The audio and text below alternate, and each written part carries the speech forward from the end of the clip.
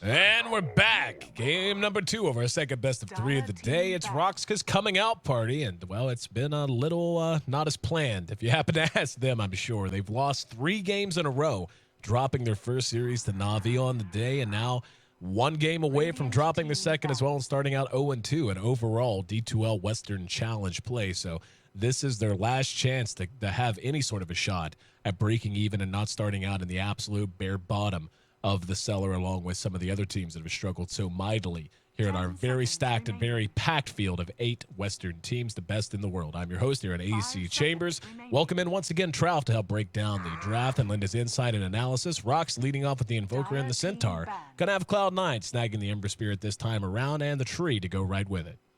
Oh, the Tree and Protector. I think we saw Cloud9 ban this out last time, so fun to see them. Oh, you know what? Last time I believe we saw them, Owie played it and went ham in the first 5 minutes. They lost that game, though, unfortunately. But nonetheless, he knows how to play the Treant.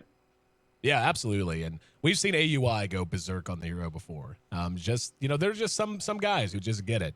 Gold Black's one of them, actually. But PPD's Tree is sick. AUI's Tree is sick. And the Ember Spirit pickup's fun because it's, you never know exactly who's going to wind up on it. Sing Sing does play the hero very effectively, so it could very well be him. Or they could go right back to what they know works, the Mirana pick still hanging out there for them, and they have the last ban here. They banned the Lycan themselves this time, as well as the Chen. No Wraith King going to be making an appearance either. That's something we've seen Eternal Envy, in particular, have a lot of success on with some unorthodox builds, so taking out those options, while RoX getting rid of the Darkseer, banning that out from Bone 7 instead, though. Cloud9 going to go ahead and grab the Luna for Eternal Envy. This seems to be one of Eternal Envy's favorite core heroes to play. We saw him play it a lot, actually. EG drafted out for him when he was ringing for them at Star Ladder, and he just seems to be so comfortable with it. He likes to go with the Mask of Madness early on, and for a number of reasons. I haven't asked him directly why he does it, but my guess is it helps you farm so much more. I was comparing the extra attack speed you get from Mask of Madness to, I was like, why doesn't he maybe just go treads and be a little more safer with it? But it gives you like something like 60 more attack speed, 65 more attack speed with the Mask of Madness, without the not having the treads. So it really increases your farming potential. And then also once you get your BKB up, then you don't have to worry so much about the extra damage coming in from at least nukes. And usually around that time, there's not so much physical damage doing, damage coming out to yourself there. So you don't have to worry too much about that from extra damage with the Elder or the Mask of Madness. So I think the build is actually quite good, effective. I very much agree with you. It's one of those things. It just fits his play style. Eternal Envy on Luna in particular. We've seen him do some extreme things on the hero, diving tier 3s at like 14 minutes in. That's just how he plays. He just knows the hero so well and pushes it to the absolute limit, and I think that fits in very well with his play style. RoX kind of going back to something old school, the old Shadow Demon Leshrac combo, using the Disruption to set up for the Split Earth. Gonna have another follow-up stun from the Centaur War Runner as well, and I was curious how they were going to build around the Shadow Demon, because you don't just see naked Shadow Demon picks. You pick it up as a way to combo things, and they'd already banned out the Dazzle themselves. Shadow Demon Dazzle has been proving to be very effective and very popular of late. But less Shadow Demon, very strong in and of its own right. And now it just comes down to how they want to work the lanes out and who they want their farming core to be. You would imagine it'll be Centaur on the offlane with the Invoker in mid. Just what one position do you want to stick up against that Ember Spirit and that Luna? Yeah, I wonder what kind of build we're going to see here from Invoker, too. I think that's going to be very important. Exord seems to be just like the popular build this last month or so on Invoker, but I feel like Quaswex might be the more appropriate one this game, because outside of Shadow Demon Disruption combo with Lesh Stun, I don't think they have many ways to shut down Ember. Centaur Blink shutting down Ember is just like not that consistent. It's too slow, I feel like, to appropriately get it off every single time. Ember, if he has a Remnant away, he can just press D and get right to it, or whatever his hotkey is. And so the Centaur Blink Stun, while it can work, it's not 100% effective. In fact, I would say it's like 50% effective. So Quaswex, if he decides to go Quaswex and goes for a fast Orchids, that is definitely a good way to shut down Ember with the other heroes that they have. Now, I did mention, of course, the Disruption from Shadow Demon. That could be effective too. Yeah, and I 100% agree with you. When you look at what RoX has in terms of lockdown, especially against heroes like Puck and the Ember Spirit, going to see a Warlock pick, and that's fun. We'll talk about that here in a minute. But you have stuff outside of Shadow Demon, obviously, with the disruption. It's pretty quick. But in terms of the stomp, in terms of Leshrac with Splitter, these are abilities with windups, and that are very easy to dodge if you're good at the hero. And certainly Sing Sing, who will be on the Ember Spirit, is damn good at the hero. And the puck being picked up for Bone 7, as we've seen him be absolutely astonishing on that hero as well. But yeah, they really needed something like a Doom, and now that it might free up the Invoker to go with an Exor build. But I've always been kind of the mind that unless you're super confident about your late game, then going Quas Wex on the Invoker is a much more stable way to approach. We'll have to wait and see how he wants to play it out. But do love the Doom pickup. Doom hard counters everything, and certainly a very effective counter to the Ember Spirit. Yeah, it's probably going to be Exor because they do have the shadows or the disruption to combo up with the Sunstrike, and now they have another tool to shut down the Ember. So that's kind of taken care of. So they have multiple ways to shut him down, which is good. They have pretty much the best ultimate in the game, which is Doom. But we didn't talk too much about this Warlock pick here coming out from Cloud9. It's going to be a 4 Warlock. Very interesting. I don't have too many opinions about this hero because I simply just never see it played. I saw it played quite a bit for a while. When they finally fixed the flaming fists, we saw it run in a lot of different ways. You would see it run mid. That's not going to be the case here as AUI is handling it, but it's fun. It can be miserable in lane, and you live and die by the ultimate for the most part. In terms of your effectiveness, I mean, they have a lot of great things that are going to combo well with the Fatal Bonds. Actually, I had to look at it. It's been so long since I've actually talked about Warlock's abilities, but they have a lot of things that are going to combo well with the Fatal Bonds because of the AoE potential and so on and so forth. I think it's an interesting pickup, and I'm anxious to see how C9's going to handle it in the laning phase. He's not the best roamer or ganker, but he is very much a sustained laner, much like a Treant Protector can be. Yeah, when their cooldowns are up in the mid game, it's going to be a disaster for RoX.KIS. Like, this damage coming out is going to be huge between the Eclipse, and although Overgrowth doesn't do any damage, it keeps him in place for the other spells to happen, the Waning Rift, and all the damage from a Illusionary Orb and Illusory Orb or whatever it's called. There you go. And yeah, and it's just a lot of damage coming out, and also the Searing Chains with the Sleight of Fist coming out to keep heroes in place, and then you follow up with the Warlock ulti and the Fatal Bonds and everything. So yeah, when their cooldowns are off cooldown, I should say, it's going to be pretty devastating here for RoX.KIS. Yep, and gotta say, it's Warlock's one of those heroes. His ultimate did receive a bit of a buff too in terms of his range, and that alone has made him much more effective in terms of the way he feels in early and mid game engagements. I mean, for the longest time, he was a hero that basically you had to wait for the enemy to initiate into you in order to guarantee that you were going to hit a very nice chaotic offering. But now it's not so much the case, and like you said, everything you just said is 100% on the money. Is they already have range. They already have, if they get a blink up on the tree, that'll be great, and certainly we'll see a blink come out on Bone 7 at some point if he's able to serve as the primary initiation. The follow-up potential they have is absolutely gigantic. And where I think RoX.KIS, though, is going to have the best opportunity in this game is going to be in the roaming and what they manage to make happen in the laning phase. Because again, Tree and the Warlock, both great heroes, great lane sustainers. The Tree can roam a bit, but for the most part, they're static. And RoX.KIS has combinations in every lane that are going to combo extremely well off of a Leshrac and a Shadow Demon. So if they could put that to good use early, I feel like they've got a solid shot to come out of the mid-game with the lead. Or come into the mid-game with the lead, I should say. Yeah, we're going to see some cheeky play here from RoX.KIS. You can't do this much, but I think this is going to catch C9 off guard. And we see here just the Shadow Demon and Leshrac here sitting in the trees off to the side. Unfortunately, not the... Oh, he actually let the range creep go in first to Doi. So it's going to be kind of an interesting position, but they might still be able to get this. I don't know if Lesh was spotted, though. He came out, and let's see if they want to take a shot. Him out. They know. The plan was foiled, unfortunately.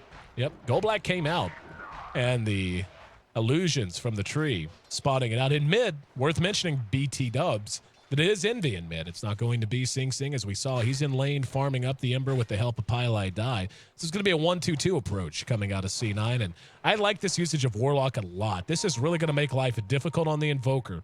And yeah, you can just see how aggressive he can play, because it's like, okay, you want to harass me? That's fine. I'll just heal myself. No biggie. Yeah, I actually really like Warlock's attack animation too.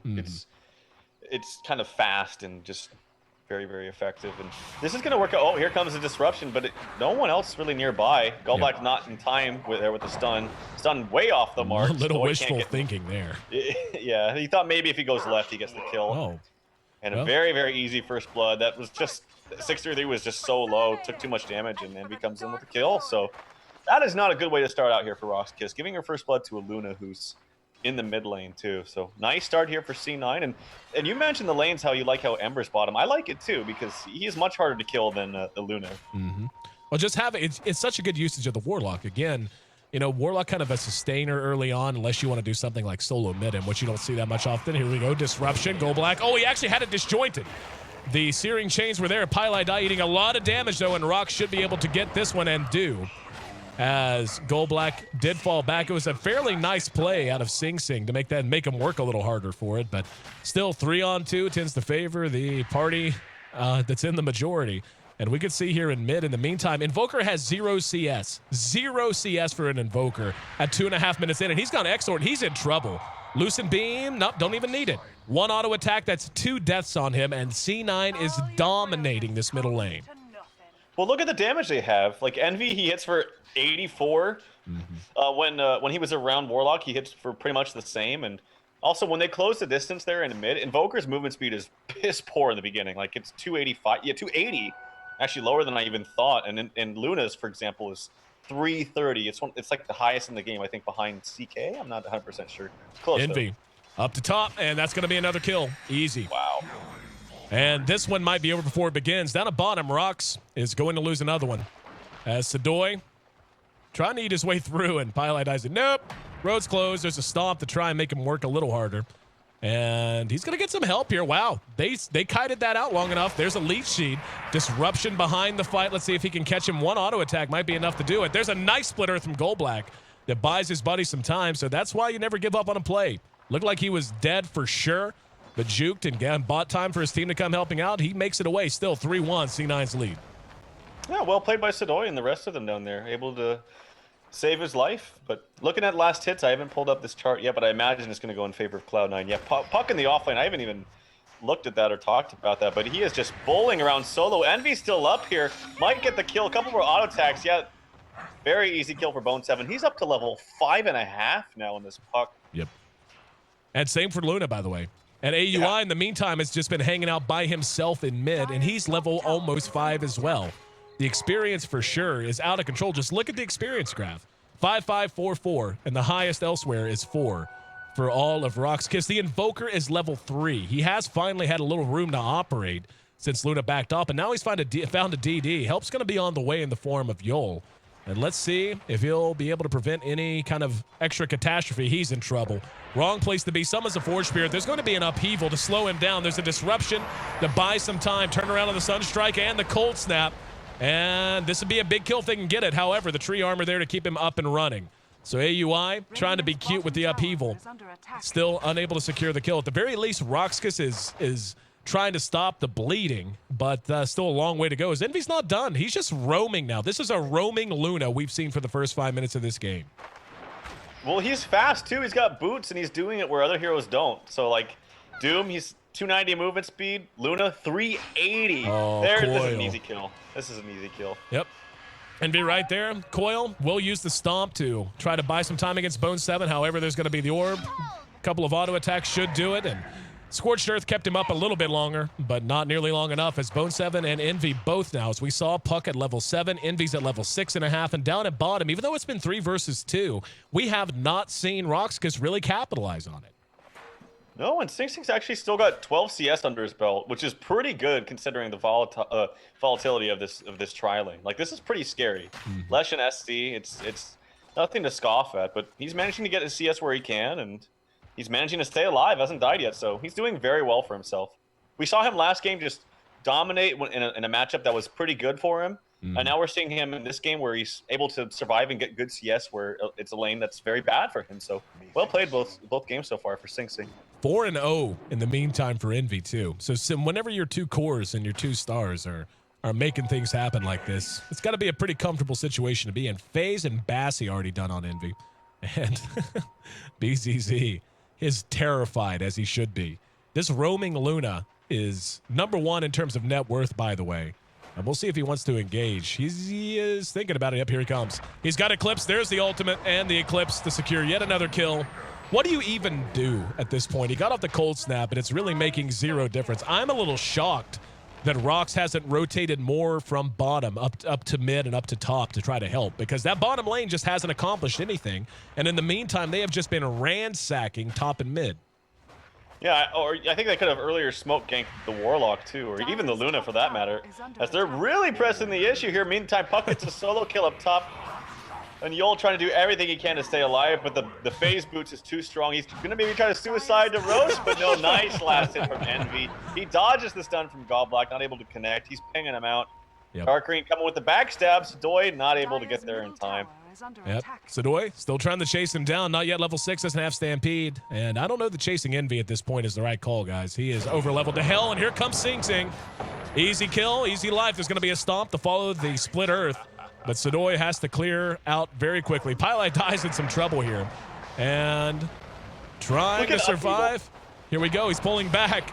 There's a disruption and more Searing Chains on the Sadoy. They should be able to finally get a kill as Envy does pull back. In the meantime, though, Tier 1 did drop, and here comes Bone 7. Hits the silence. There's another kill for them as Bone 7 puts himself on a killing spree.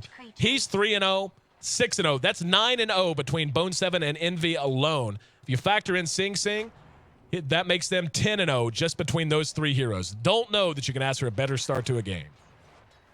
Nope, absolutely not. But Pylite Eye is the designated feeder for Cloud9, at least it seems today. Designated feeder. Yeah, like he's the one keeping the hopes and dreams alive for RoX.KIS. No, I'm just kidding.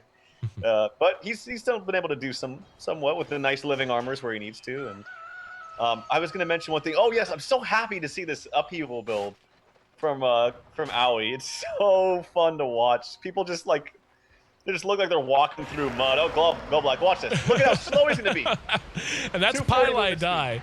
Just doing all the damage he wants. Disruption on the Envy after he secured the kill. Sunstrike's there, but it doesn't matter as he's able to turn on the Jets and head elsewhere. And even his illusions, not enough to bring him down. Here comes Bone 7. Bone's got a DD popped. Let's see if he wants to jaunt. He won't. Not wanting to head uphill into the dark. In the meantime, it is isolated one-on-one. Sadoy on Sing Sing at bottom, and Sing Sing is making up ground. 23 CS now for him. Bone 7 has just gone bonkers. 44 CS for him, 3-0-2 on this puck, and he's going to have his Blink Dagger up in mere moments after going phase boots plus a bottle. Great play from him, great play across the board. RoX.KIS has to do something to get things turned back around. We have one tower down, and they're trailing 5K in both gold and experience. Now at top, we're going to see Solo dooming him, but the ultimate there from the Warlock. And Eternal Envy, every time I put the camera somewhere there's action, Eternal Envy's getting a kill with a Lucent Beam. He's everywhere. He's been a part of 10 out of 12 kills, so yeah, you're right.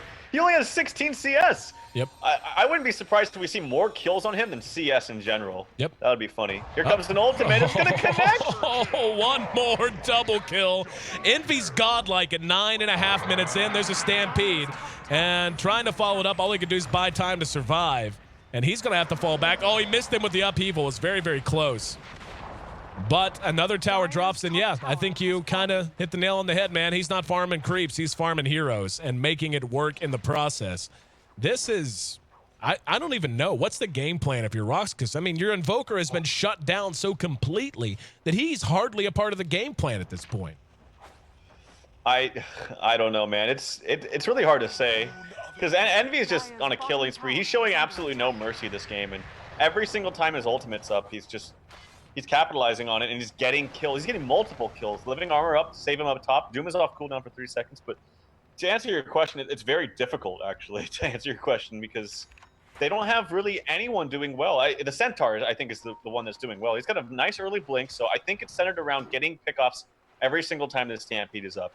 And you need to do it quickly because you need to do it every single time to make as much ground as you can. So it's a very difficult task, but that's where I think it needs to start here for RoX.KIS. We're gonna see a Dagon build on Bone. He's already got up the Null Talisman plus his Blink, and Sing Sing looking for a kill on Yol, not going to be able to get it. Hell, he's going to dive it, and he actually got with Sleight of Fist. He tried the time to smoke to prevent that, but unable to do so. And yeah, I mean, Sing Sing's in great shape especially given the way it started. He was having some trouble down there. Justifiably, it was a 3-on-2 and a very lethal tri-lane at that. But even he's caught up now. He's got about 1,200 gold to go with some boots and a bottle. And I don't know, like, taking a look at poor BZZ, yeah, he's on brown boots, a null talisman, and a glove of haste. So maybe a Midas build's in the works. I just don't know that it's going to matter. Yeah, I don't know either. Luna's so farmed too, considering she has crappy CS. She's 4th in the CS charts, but I'm sure her net worth is like top of there. Yeah, it's top of the game actually. So it's really good for Eternal Envy, again, showing no mercy. And I think that there's something to this offlane puck pick, man. I think we're going to see a lot more offlane puck in the rest of the D2L, yep, and just in general. Well, it's something that going back a year or more ago was very common, actually.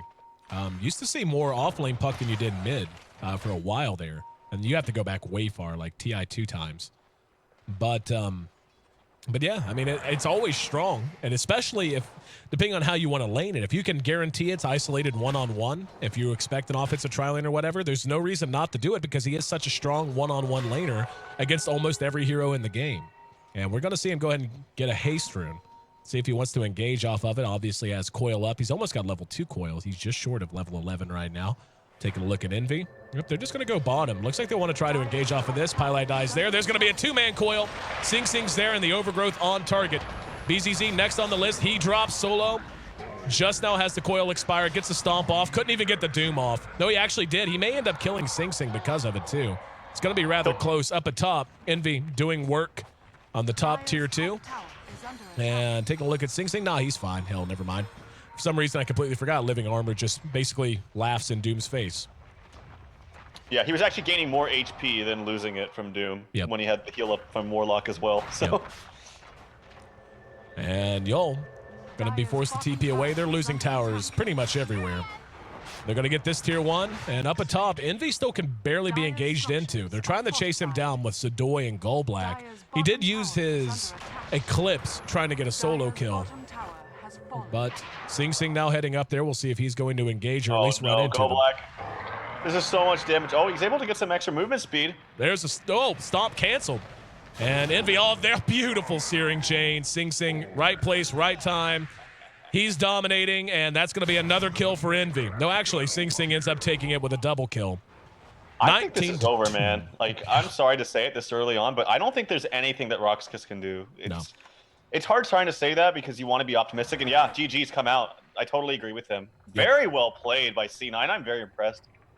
Well, this is just what C9 does, man. And it's easy to forget. And, you know, unreported, last episode we had, actually last 2, I talked about it. It's easy, you know, given the way things went with Star Ladder, just, you know, everything kind of came apart in the tiebreakers to see who was going to end up going to the LAN at all.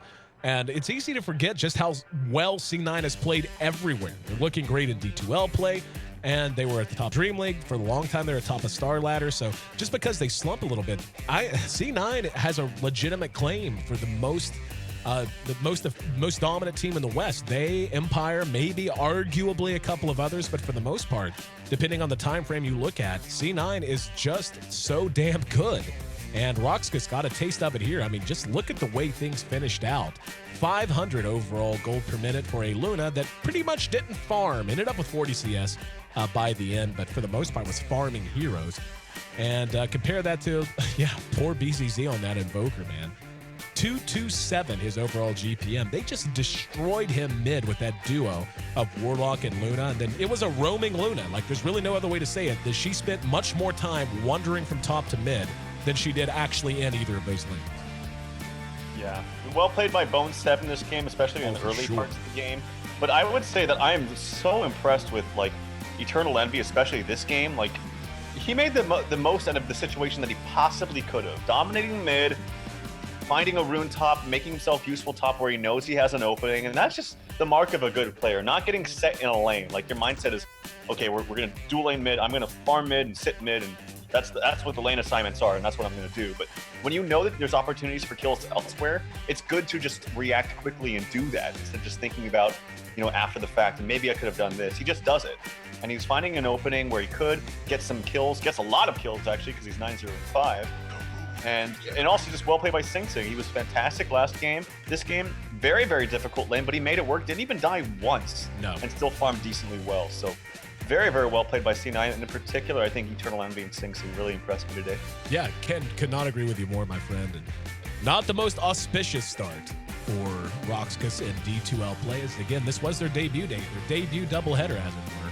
And they end up dropping both series and falling to 0-2, putting them in the cellar, and meaning they pretty much, if they want a top seed, they're going to have to win 3 out of 4 of their next few series to really be in contention. We'll be back tomorrow with yet another doubleheader. Thanks for joining us for today's broadcast, obviously, as well. I'm your host here at AC Chambers. Guy on the other side of the line, his name is Trout. Make sure you check us both out on a variety of social media networks, because that's what we got to do since we do this for a living. You can find me on Twitter at AC at AYESEE. He's at TralfDota, TRALFDOTA. Also, make sure you check him out on stream. He is apparently, unlike most of us, myself included, keeping his promise to actually stream, right? Yeah, I'm trying to. I streamed a little bit yesterday. Hopefully we'll do some today, as shout-outs to NEL, as it's trying to get its revival back underway. So I might play some of those games. It's the IXDL in-house league, if you guys don't know. So, yep. I think we all know that, for better or for worse. Shout-outs to Mike. And it is amazing, by the way, how many people think that I actually hate Mike because of that one tweet. What?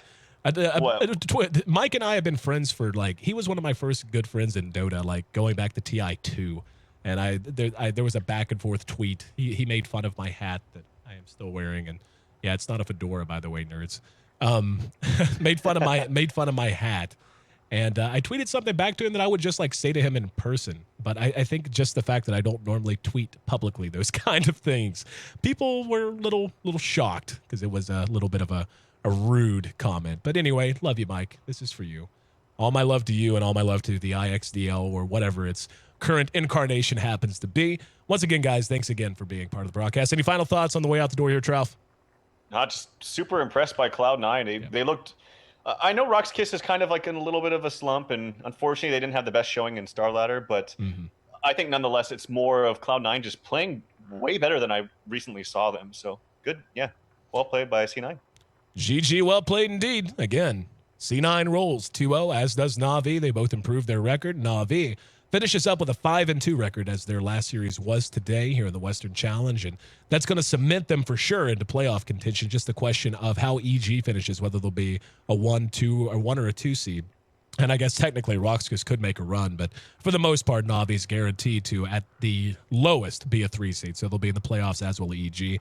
But the rest of D2L play will play itself out over this week and next, so make sure you follow D2L on Twitter at D2LGG, as well as on Facebook. It's D2LGG there as well. So, again, see you back tomorrow, 9 a.m. Pacific Standard Time. That'll be noon Eastern Standard Time, 1800 for our European brothers and sisters. But until then, enjoy your morning, evening, or afternoon, and enjoy some Dota.